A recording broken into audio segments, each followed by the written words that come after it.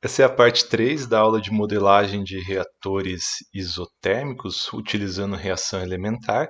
E no fim da aula passada a gente parou porque eu estava com um pequeno erro ali na conversão, né? Mas no final não tinha erro nenhum, na verdade. Quer dizer, o erro que tinha foi a interpretação que eu fiz dos dados, porque estava parando aqui em 50% e eu estava falando que tinha que converter 100%, porque era uma reação elementar, não era era uma reação irreversível e tudo mais. Mas, na verdade, quando a gente definiu os parâmetros iniciais aqui, a gente colocou a mesma concentração de A e B, né, o mesmo número de mols de A e B, só que a estequiometria da reação também não é 1 para 1. Então, para cada mol de A consumido, é consumido 2 mols de B. Então, naturalmente, tem que sobrar, só pode converter metade do reagente A porque para ter 100% de conversão do reagente A, teria que ter o dobro de B. Então a gente pode até ver isso aqui, se colocar mais mols de B aqui, ó, começar com 40 mols de B, aí vai dar 100% de conversão, certo? Ou perto dos 100%, porque talvez poderia precisar de um tempo reacional um pouco maior.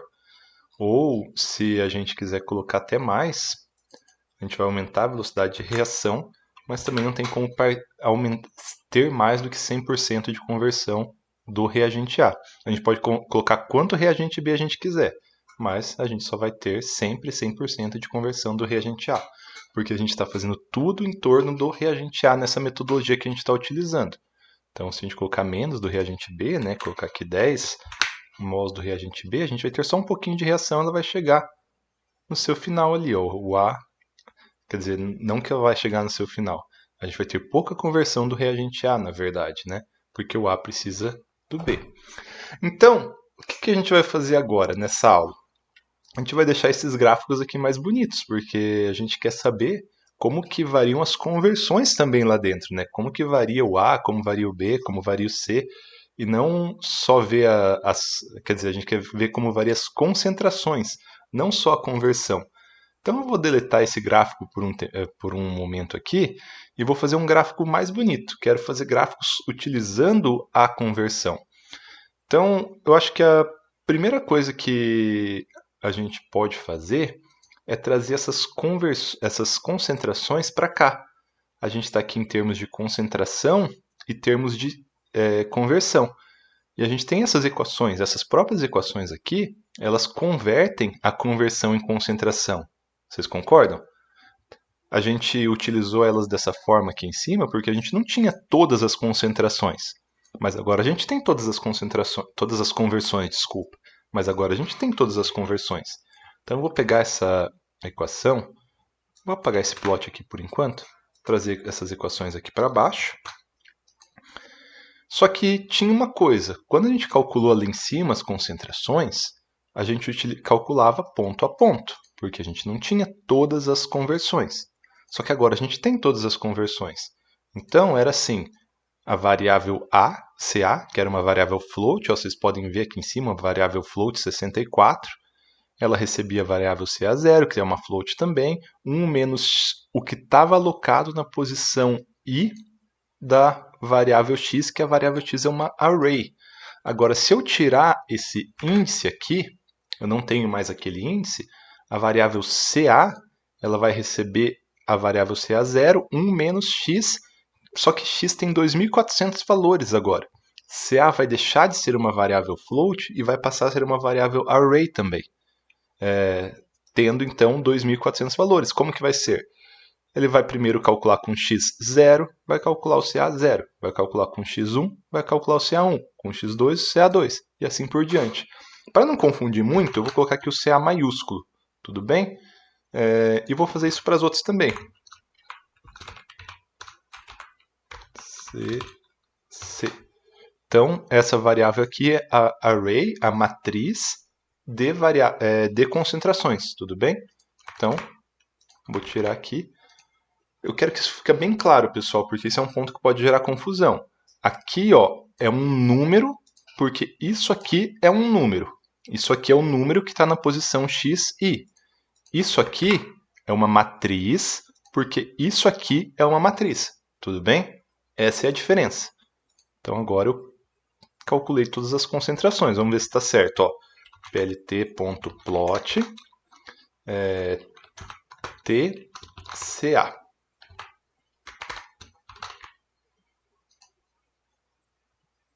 Então tá perfeito. Ó. A concentração era 1 mol por litro, porque era 20 mols de A em 20 litros. Sumiu as coisas aqui? Fechou? Não acredito. Vamos só um minutinho que eu vou abrir. Restaurando o Chrome aqui. Que não tenhamos perdido. Ai, tá tudo certo. Então, tinha até... Não tava. plt.plot TCA.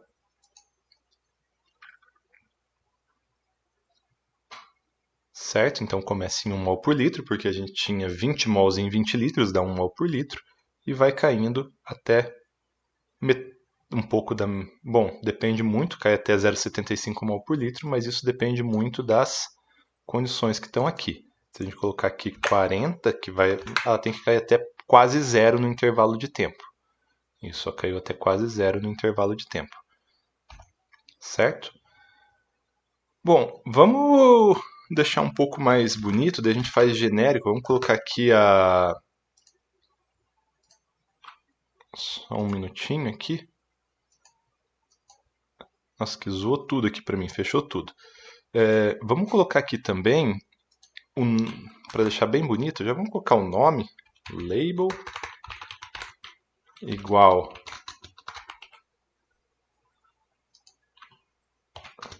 CA, e daí manda por a legenda, plt.legend.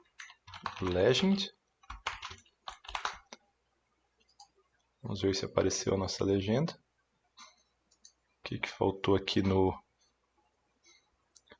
label? É igual a CA. É assim a sintaxe. Isso, então temos CA. Vamos colocar todos os outros agora. CB, CC e CD. CB, CC, dificuldade, e CD. CB, CC e CD. Vamos ver se ficou bonitinho o nosso gráfico. Tá lindo aqui nosso gráfico. Agora a gente pode usar, como o tempo reacional a gente vê que ele tá, quase tudo está ocorrendo entre 0 e 5 horas, a gente pode limitar. plt.xlim, a gente consegue limitar a variável x, por exemplo, de 0 a 5. Se colocasse um y aqui, a gente conseguiria variar o eixo y, tudo bem? Então está aqui o gráfico da reação. Olha que legal. O B está começando com mais agora, né, que eu coloquei para 40 mols, então 40 sobre 20 dá 2 mols por litro. O B está caindo, o A está caindo, ao passo que o C está subindo e o D está subindo.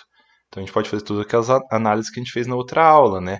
Então, quanto que a gente precisa de concentração final? A gente precisa de concentração final de C de 1,5 mol por litro, 1 hora tá bom. Agora, de 1,6 mols por litro, vai 5 horas de reação. Aí depende muito de todos os outros parâmetros, que são coisas que a gente não calcula aqui nessa aula, né? Vou deixar só mais um pouco bonito aqui. Vamos colocar o nome nas coisas, né? plt.xlabel. Então agora o label do eixo X. O eixo X a gente tem colocar tempo em horas e no eixo Y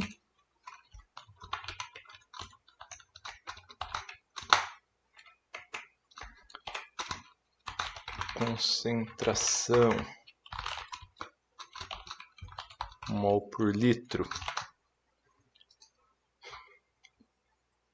Agora tá bonitão o nosso gráfico, né? Se vocês estiverem fazendo de vocês, que vai estar pequeno assim o gráfico, vocês podem deixar o gráfico maior usando o comando figsize. Então você pode colocar aqui no começo, faz, na verdade, plt.figure fig size igual, aí vocês colocam o tamanho que vocês querem. Por algum motivo é em polegadas, então um padrão normal que tem é 10/8. Agora fica um gráficozão bonito assim, né? Eu não vou deixar assim, porque eu deixo com zoom para vocês, aí fica muito desproporcional. Então tá aqui. O que a gente fez nessa aula? A gente conseguiu fazer um programa genérico que calcula e resolve qualquer tipo de reator batelada isotérmico. E quando eu falo isotérmico, eu falo que a gente não leva em conta o calor gerado durante a reação, que isso acontece também. Mas se a gente quisesse variar a temperatura do reator, não ia ser muito difícil. A gente poderia usar a equação de Arrhenius e a gente conseguiria modelar. Agora, com esse tipo de reator, com esse modelo que a gente fez, a gente consegue simular praticamente qualquer coisa, porque a gente pode mudar o tipo da reação, então a gente pode mudar as concentrações iniciais, a gente pode mudar o tipo da reação. Qualquer reação A mais B, a gente consegue modelar. A gente pode mudar a lei de velocidade de reação, e aqui a gente está utilizando uma reação elementar com a lei de velocidade de potência, mas a gente pode trocar por uma reação enzimática, pode trocar para uma reação reversível, pode trocar até pelo crescimento de um micro-organismo. A única coisa que a gente tem que se ligar quando for trocar para o crescimento de um micro-organismo são essas relações aqui, né? Existem aqueles parâmetros de quanto de micro-organismo cresce por quanto de substrato que é consumido. Não é muito usual fazer assim, mas daria para fazer. Então a gente consegue agora modelar qualquer tipo de reação isotérmica. Então vou dar alguns exemplos aqui para vocês. Vamos supor que nós queremos modelar uma reação reversível. Vamos abrir aqui. Ó, a gente estudou bastante coisa. Existem as reações. Cadê? As reações elementares, que elas seguem a lei de velocidade de potência. Existem as catálises enzimáticas, que elas podem seguir aqui, por exemplo, a equação de Michaelis-Menten. Existem as reações reversíveis, que a gente coloca duas constantes, né, uma de ida e de volta. Então, olha aqui, vamos colocar essa aqui, vamos aplicar essa aqui lá. Olha que simples que é aplicar isso aqui. Então, vamos mudar no nosso modelo a lei de velocidade de reação para essa lei de velocidade de reação aqui. K de ida, CA a A, CB a B, menos K de volta, CC a C e CD a D. Tudo bem? Vamos colocar lá, vocês vão ver como que é fácil fazer isso aqui. Então a gente tem aqui nossa lei de velocidade de reação. Cadê ela? A gente vamos colocar aqui um K1, que seria o K de ida. E vamos colocar um K2, que seria o K de volta. Menos o K de volta. K2. Então o K2 vai depender da condição dos produtos, que seria a concentração de C elevado ao coeficiente estequiométrico do reagente C e a concentração de D elevado ao coeficiente estequiométrico de D. A gente só teria que mudar aqui, colocar uma constante de ida e colocar uma constante de volta. Vamos colocar aqui metade. Como é uma reação elementar, a única coisa que vai mudar é a velocidade para a reação acontecer. Como agora vai reagir A e B e ao mesmo tempo vai voltar da reação de C e D, porque a reação de C e D ela existe, o que vai acontecer é que essa reação ela vai entrar em equilíbrio muito mais rápido. Aqui, ó, em 5 horas não entrou em equilíbrio ainda. A partir do momento que eu sei que é uma reação de equilíbrio, e essas são as relações entre elas, e o equilíbrio é 2:1, vamos ver ali, ó, entra em equilíbrio muito mais rápido, entra em equilíbrio quase que instantaneamente. Só que a gente vê uma coisa muito importante, que as concentrações de equilíbrio elas são diferentes. Elas não são mais aquelas concentrações que a gente tinha chego na reação anterior. Isso é óbvio, porque o equilíbrio é outro agora, né? O equilíbrio antes era totalmente deslocado para os reagentes. Agora o equilíbrio está um equilíbrio entre reagentes e os produtos.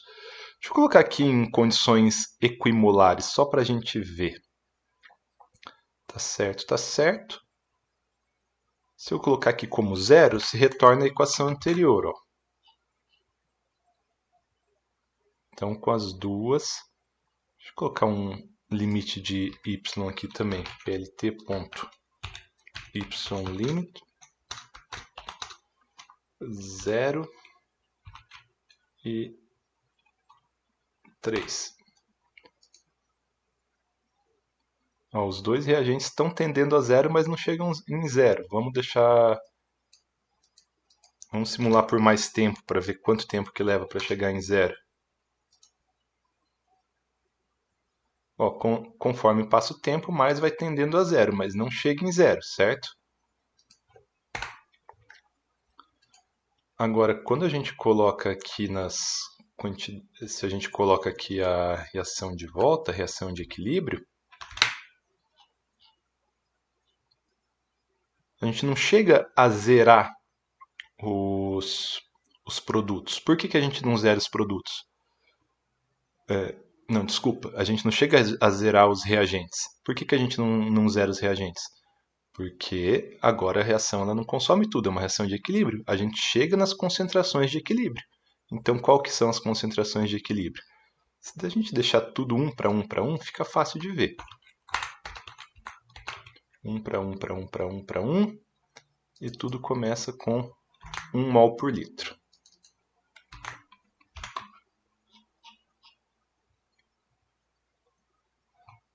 Tá feio aqui porque tá junto, né? As duas coisas estão juntas porque caem na mesma velocidade.